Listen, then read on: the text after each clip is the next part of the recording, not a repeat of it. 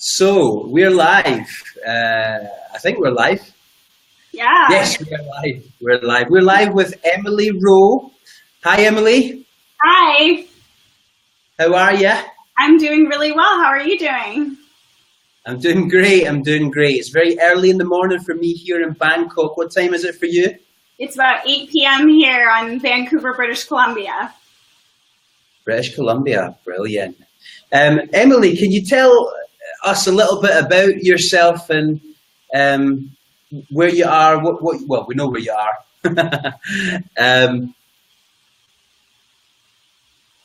What you've done, what you're doing, what are you doing right now, and what have you done? So I'm living in Vancouver right now. I'm originally from the U.S. in San Diego, but I've been living in Vancouver for school, and I came back here after Thailand. And during the weekends, I work as an ESL tour guide. So I take international students on trips around the Pacific Northwest and around British Columbia.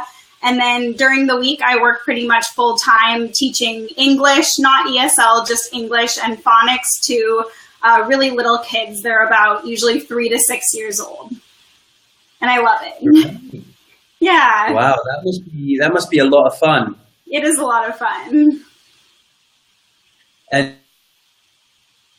do something like that before you came to Thailand, is that right? Yeah, kind of. Before Thailand, I was working at my university with international university-age students that were coming to the school to study English, and my title was a cultural assistant. So I was also taking people on tours, but then working in the classroom as well, and mostly just trying to be the person that could be there to speak English with them and have conversations and learn the more practical aspect of English. Yeah. Well, fantastic. Well, I'd just like to tell everybody that Emily was a trainer for our courses in Koh Phangan, and she was an excellent staff member. Really was very, very happy with everything you did. Emily is very, very happy with that. And before you were a trainer, on the course as a trainee, and then you taught in Thailand for about 4 or 5 months, right? So do you want to tell us a little first before we talk about like you as a staff member? Sure, a little bit. Sorry, you cut out a little bit about the course and my experience teaching. A little bit about the journey, yeah. So sure. Yeah. So I trained myself on the course in Koh Samui. And that was an incredible experience. It was a little bit of a smaller group of us, only 12, so we all got really close. And I ended up being placed in Bangkok pretty centrally. It was fantastic with the agency Siam, and they helped with everything. They helped me find accommodation, so I pretty instantly went from being on the course to having my own studio apartment in Bangkok. Having a little bit of money provided for me to have that accommodation by Siam. And I lived within 2 to 4 hours of everyone that was on my course. I think the furthest person away was about 4 hours. And there were a lot of us that were even within 30 minutes or an hour of each other. So we got to meet up all the time in Bangkok and even travel all around Thailand. And then through my experience being on the course, I had a fantastic trainer, Suzanne, and it really made me realize that I wanted to be a trainer the next time around. So I bugged Mike a little bit, and I tried to do my best teaching so that I could get a position as a trainer in Koh Phangan. Eager right from the very start, like on the course you were saying, I want your job to the trainers, right? Is that in my interview? I think during my first interview to even get into the TEFL Heaven program, I said that I wanted your job. All right. Wow. Well, I'm grateful that you applied and that you went on the course. And just a little bit about I'd like to know a little bit about living in Bangkok. So you said that you lived in Bangkok. What ages were you teaching while you were living there? I was teaching Mathiam, which is high school. So I was working mostly with kids that were about 13 or 14 years old. The equivalent of high school starts a little bit earlier in Thailand, so they were more like middle school students, still pretty young. And I initially thought I wanted to work with younger kids, and that's what I'm doing now and what I've always thought I really enjoyed. But I loved working with high school students. They're still so young, you know, and I think Thai students have a tendency to be a little more maybe immature or later to develop. So they're still a lot of fun at that age even. So you've got the experience with the younger ones now, and you've had the experience with the older ones. Can you share like what are some of the differences between teaching younger and teaching older? Yeah, definitely. Well, teaching younger, your energy level is times 10. I mean, I went from being able to really have these real conversations with 13 and 14-year-olds where they're going out of their way to maybe ask me questions about my life, and I can sit down and talk to them one-on-one. And maybe that's a little bit more classroom discipline because at that age they're lashing out a little bit more, or rebelling. But now with little kids, I have to be so over the top, big and bright, and really be putting that smile on and singing songs with them and trying to do everything I can to get the material across to them. Whereas it's a little bit easier to make myself understood without being so loud when it's older kids. Yeah, I've mostly taught kindergarten, and I can tell you the exact same thing. I think I lost a lot of weight when I was a kindergarten teacher because I was just running around after them all the time. The energy. I played a lot of chasing games. Mm-hmm. My games were always chase them, be the monster, grab them, and make monster noises. Those were the type of games that I. Oh yeah, and it's fun. It's so much fun, and you always get more of a reaction from little kids. You know, they get so excited about every little thing that you do with them. But older kids are also really great because you can do more with them. You can play more advanced games. You can go deeper into topics and kind of expand their vocabulary even more. So it's not as basic, and that's really great too, because all the games I was taught in my training seemed at the time to be maybe more aimed towards younger kids. But then once I got to high school and I worked at an all-girls school too. So when I was working with the girls, I really realized like, oh, I can adapt all of these. I can, take this really energetic game meant to be played with kindergartners, and I can just tone it down a bit or make it a little bit more difficult. And then it works just as well with any age. Brilliant. So let's talk about your training course, the one where you were a trainer. Yeah. Yeah. Do you know what? Can I just say that I really, really liked your group? Like, the group on Koh Phangan. I was only there for like 2 days. Mm-hmm. I came and visited, and I did some teaching. I guess maybe because I did some teaching. You had fun. I liked them even more as well because they reacted well to my Tommy Thumb. Tommy Thumb, Tommy Thumb. Yeah. I showed them a few of my kindergarten songs, and a bit crazy with that, but I really, really liked your group. They were an amazing group. I got very lucky. We all still talk, and they all had a fantastic time. I think a lot of them are staying on for another term, and really just such a sweet group of people. It was fantastic. And every time do you know Paige? Paige was the singer there, right? Yeah. And she made that song, and honestly, I actually was playing it because I uploaded it to the Facebook group. Really? And I played it in my car like over and over again. I would be driving, and I'd had my phone on Facebook, and I'd be playing her video and her song of the course. Yeah. Over and over again, just driving along. And I think it meant more to me because it was like I wasn't on the course for that long, but I helped. Like I'm a part of creating that sort of atmosphere, and I just love how everybody sort of.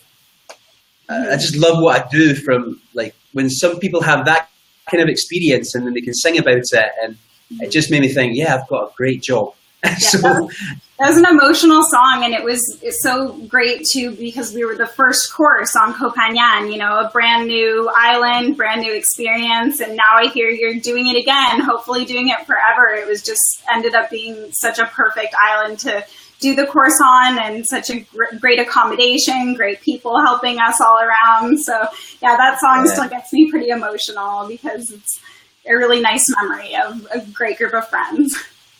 And we were quite worried about taking people to Koh Phangan because it is known as a party island. Do you know what I mean? But that's almost what makes it so great, because those other 3 weeks of the year that isn't the full moon party, it's a ghost town. I mean, it's empty. You can ride motorbikes everywhere. People are so happy that you're there and buying things from them and eating their food because hardly anyone else is staying on the island. So it worked out. Me, like, what was it like being a trainer for TEFL Heaven and actually helping others learn about teaching English as a foreign language? Yeah, it was, I think it was right up my alley, really, because that's one of my favorite things is showing people a new culture. And it was kind of a really cool thing to experience Thailand on my own and travel on my own a little bit. And of course, do the course myself. And then to be able to take all of that and say like, oh, here, like I actually have this knowledge I can share. And these things make me really excited. And now I can teach you about them. And oh, I can speak a little bit of Thai now, so I can teach you that too. And you're kind of exposing people to this whole new culture. It's also so important, right? Because, being able to be thrown into that new environment where you don't know the country, you don't know the language, you don't know what's going on. It's a crazy place sometimes, Thailand. And it really teaches you what it's like to be an English language learner that also doesn't know English and doesn't know what you're saying and doesn't know the language. So I think it's important to experience that first before you can actually teach English too. One of the things that I like to do on Facebook Lives is to get real. So let's get real, Emily, and let's ask, did you have any challenges? Did any challenges come to mind about your stay in Thailand? Oh, yeah, of course. I think, Thailand's such a fantastic place, but it's definitely in your face. It's big and it's loud and it has a lot of weird smells and, things happen every single day that I learned you just have to kind of laugh about.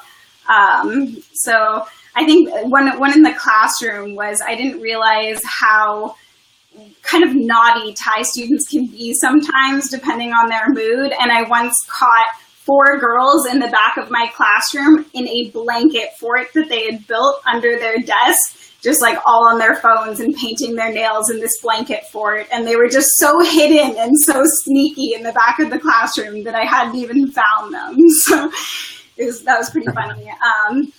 I think dealing with the everyday busyness of the streets and, seeing things that I didn't know how to deal with at the time. I remember only a few weeks after getting to Thailand, I was still doing a bit of traveling on my own, and I was walking through a pretty busy intersection, and off to the side, barely off the side of this intersection, was a 6-foot-long monitor lizard just swallowing a turtle whole, a whole turtle slowly trying to make its way down its throat. And I was just standing there like, where am I? What did I get myself into? What country is this? Like, how is this happening just right here on the side of the road? This is insane. But again, I think you kind of just take every little experience like that, and you have to learn to turn your brain around and function in a different way and realize that this isn't North America anymore, and laugh at it. I was just laughing all the time. It gets to be really funny if you can just find the humor in all of those kind of culturally different situations. So there were definitely moments where I felt like I was challenged or like it was all a little bit too much. But then, I was lucky to have friends that I could talk to about it and coworkers and a nice little studio apartment to go back to where I could just shut out the world a little bit after class. So you find ways to adapt. Yeah, you do. You find ways to adapt and to cope with some of these things, don't you? Because one time when I was teaching, I was in an internet cafe, and Thai folk music was on the radio. I don't know if you know Thai folk music. I'm sure you do, but I absolutely hate it. Honestly, it just doesn't even have a tune. And then there was some Thai kids at the side of me just talking in Thai, and I just had too much of Thai, and I ran back to my apartment and stuck on English music. So having the sanctuary of your own place really does make a difference. Definitely. So what about the? Well, actually, I'm a bit lost now. What do you think people would want to know about? I've got questions here. Okay, let me tell you, what experiences led you to actually decide to live and teach abroad? Because before you answer that question, many people don't go abroad. Many people don't go and live abroad. Yeah. And a lot of things stop them from doing it. Some people want to do it, but they have a lot of fears. And some people really can't see the benefit of it either. Yeah. So really, for the benefit of people watching, why did you do it? Like, what led you to actually come and teach abroad? Yeah, well, I think that if English is your first language, that's automatically kind of a huge skill that you have that people will pay you for around the world. And so I realized that at one point that I did want to be teaching English, and that was something that is so cool, you know, to expose somebody to an entire language is really opening their eyes to a huge part of the world. So especially when it's a universal language, you know, it's so important. And so I already had that in the back of my mind, and I was kind of Googling, I was thinking, like, I just graduated university, you know, and I was trying to figure out what to do next. And I was Googling programs that I could do locally to get my TEFL certification, or to maybe even do it online. And TEFL Heaven popped right up, and I saw that it was Thailand and that was their most popular program. And I realized that, of course, it's going to be so much more beneficial to teach English to students in a different country. You know, people that come to Canada to learn English, that's also amazing, and that's a whole different kind of feel for it. But to be able to go to a different country where they don't necessarily need to be learning English, but you're still helping them, then you really find the students that are keen to learn it. And I guess I was searching for something that would help me travel while still being able to make money, and that would make me have a support network too while I was traveling. Because I think if you're living somewhere, it's so important to be able to know people, and it's one thing to just find an English teaching job online and move to that country and be able to maybe try to find your own connections. That's possible too, but it's a lot easier to just be thrown into a group with a bunch of people that are all pretty like-minded, mostly kind of the same age. And I knew that if I did that, I would really have this memorable experience and be making a lot more memories than if I just kind of jumped into doing something like that on my own. But in terms of why Thailand, I guess that was really just because it was the most popular program. I fell for that marketing, Mike, and I just jumped on it. And I would recommend Thailand to pretty much everybody. I think there are a lot of good programs, but that one's fantastic. Yeah, Thailand is our most popular program, and there are reasons why it is the most popular. I mean, it's a very popular tourist destination, and we're going to be running six courses again at the same time from October the 5th. And I was on the preparation website yesterday, and I was finding videos about each paradise location. And so searching YouTube, and I was looking for like what could portray these paradise locations in the best possible light. And you'd not believe the amount of beauty I was watching on YouTube. Koh Chang, I got a Koh Chang video that was like an amazing landscape and just captures Koh Chang perfectly. And then I searched for all the other islands. So Phuket, I've got 2 on Phuket, I've got 1 on Koh Phangan, I've got 1 on Krabi, and on 1 on Samui as well. And like the amount of people that take their camera there just shows you how beautiful it is. So there's tons and tons. If you search YouTube.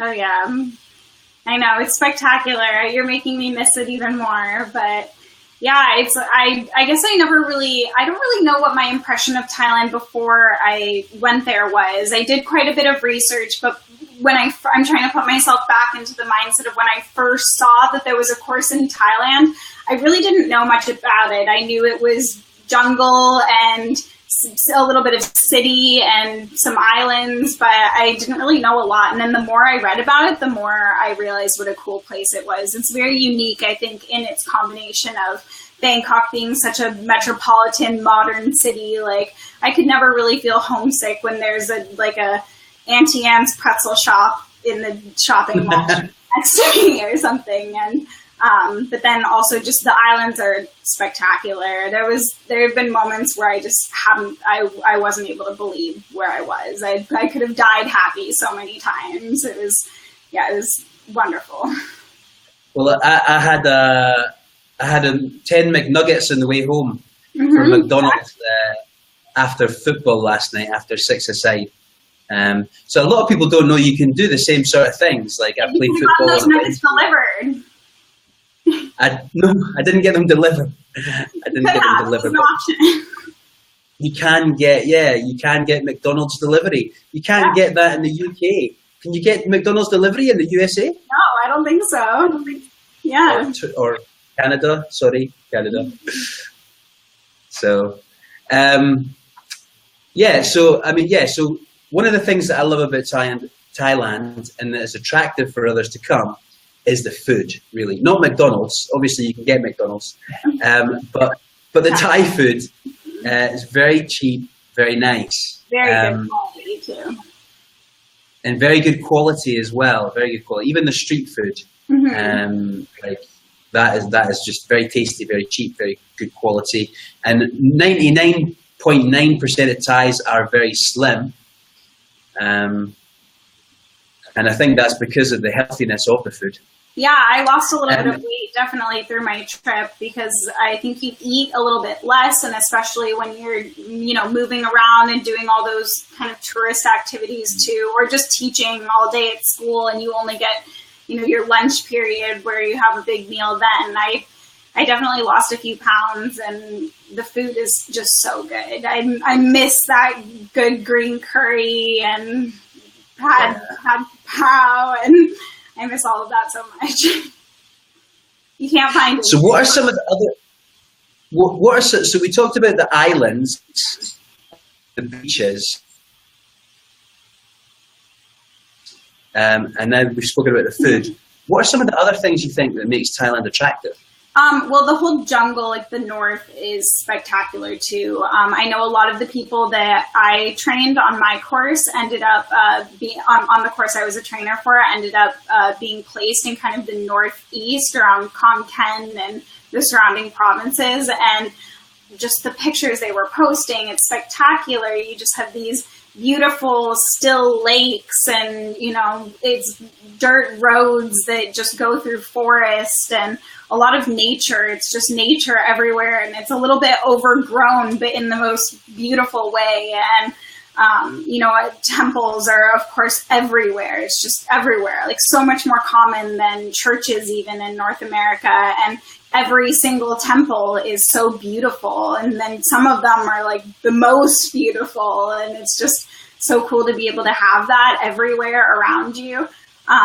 Also, the people are really funny. They're really genuine, sweet, wonderful people. They're hilarious. Thai people laugh at everything. It's what makes you end up having the attitude of just laughing about everything, because Thai people are just laughing all the time. So, yeah, I think that's... And they love foreigners, right? Sorry? They love foreigners. They love people like us. Yeah. Oh, yeah, I know. There's a strange obsession with foreigners. I think that caught me by surprise a little bit. I didn't realize that just by having white skin, I would be like this strange foreign creature that they just wanted to touch. And have a lot of my students would be like, teacher, I want your skin. And I'd be like, I want your skin. I want to be beautiful and tan like you. I go out in the sun so that I can be like you. And meanwhile, they're trying to whiten their skin to look like me. Yeah. So that was a strange thing. Yeah, I mean, almost all skin cream is a whitening cream as well, right? Yeah, it's hard to even buy female deodorant that doesn't have whitening, and I had to go to a store for that and make sure I was getting the right thing. So yeah, they're obsessed with that, and it is weird because we like to be tanned, but they want to be white. It's just very strange. Yeah. So, well, thank you so much for coming for the live interview. Yeah. Been good to chat with you. Are you coming back to Thailand? You'll definitely be getting an application from me for those October courses. If there's 6 of them, I like those odds. So you'll see my name in there for sure. Well, we'd love to have you back. So the advert for the trainers is going to go out, I think, probably in the next 3 weeks, maybe sooner. I'm going to put it out there. So we're excited. We're very excited to advertise and get people again. If you want to apply, then we're very, very excited.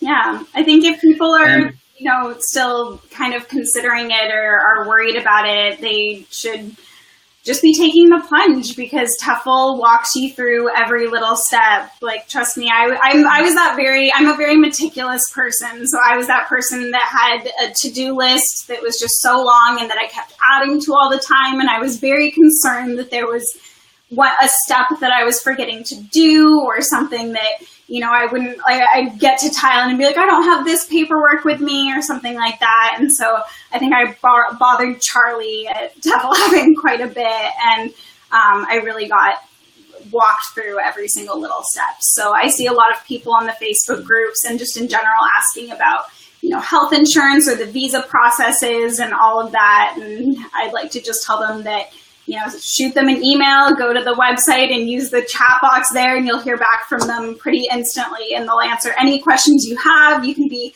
as annoying as I was to them, and it won't be a problem. There's also, I use the blog a lot. I think I went on the TEFL Heaven blog and I read the past articles, and that's where I got most of my packing list and visa information. I don't know if a lot of people do that before they do the course, but I found it really helped me. So yeah, it ends up being quite the easy process, so much easier than you would expect moving to a foreign country would be, because you have a whole team of people, and that's their job, is to just be answering questions like that.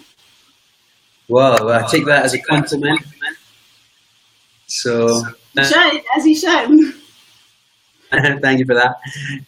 Well, what are you doing now? I guess you're going to bed soon. Yeah, probably. Going to eat some dinner, get ready for work tomorrow. Well, I've got the whole day ahead of me now. Very exciting. I'm glad I could be a start to it for you. So, well, thank you so much, Emily. And thank you, everybody, for watching as well. We had quite a few watching us, and a lot more people posted on the TEFL Heaven page. TEFL Heaven, Teach English Abroad, that's what it's called. But you will know if you're watching this because it is on that page. And also we'll share it in the group as well.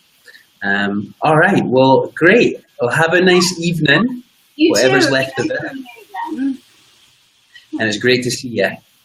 Yeah, thank you. All right, I'll speak to you later. Bye. See ya.